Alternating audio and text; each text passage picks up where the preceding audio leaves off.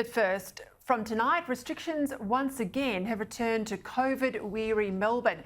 Masks have to be worn indoors, everywhere. No more than 5 people are allowed in your home. In Sydney, of course, there's no limit. And outdoor gatherings of more than 30 people are banned. All because 4 people tested positive yesterday. A further 5 new cases of community transmission as we go to air tonight, bringing to a total of 9. Now, is anyone surprised? Anyone surprised? First, that the virus escaped. Second, that Victorians are now bracing for a new lockdown. And third, the panic is still our first response to any community transmission. Yet again, 5 million Melburnians are on tenterhooks about the threat of massive disruption to their lives, and millions of Australians are anxious about domestic borders slamming shut again, just as we thought things were more or less getting back to normal, or as normal as we're going to get in this COVID pandemic. 18 months on from the release of this virus out of Wuhan, we cannot continue to live these stop-start lives. But we also shouldn't have to tolerate a government that's so monumentally incapable of governing as the Andrews regime in Victoria. The latest example of epic ineptitude is the government last week naming the wrong supermarket as a potential exposure site. I mean, over the weekend, thousands of people were scrambling, testing and self-isolating. But of course, by then, the damage is done. This stuff up comes after reports 10 or so days ago of 2 hotel quarantine managers being sacked for not following their own COVID rules, and another more senior quarantine official being stood down for failing to take direction from the military after he too refused to adhere to COVID protocols. Now, if officials refuse to follow their own rules in hotel quarantine, honestly, Victoria, what chance do we have?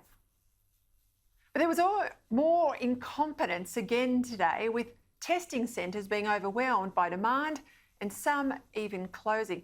Look at this tweet from 9 News journalist Christine Ahern.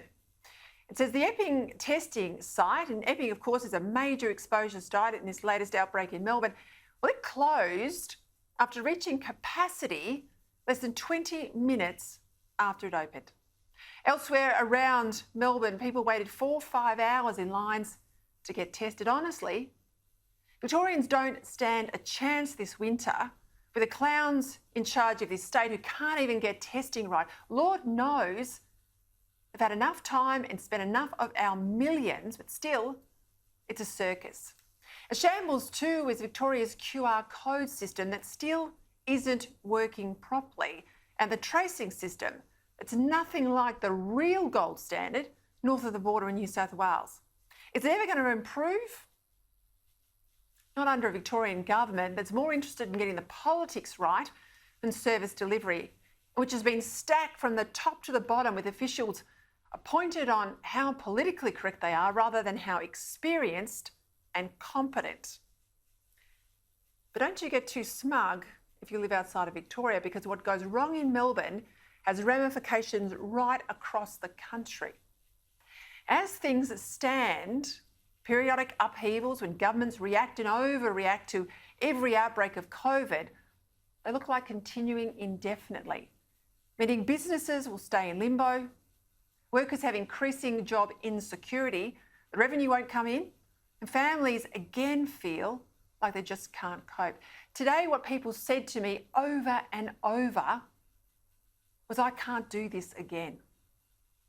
But with winter on our doorstep and the village idiots in charge in Victoria, I'm sad to say, this is where we're headed.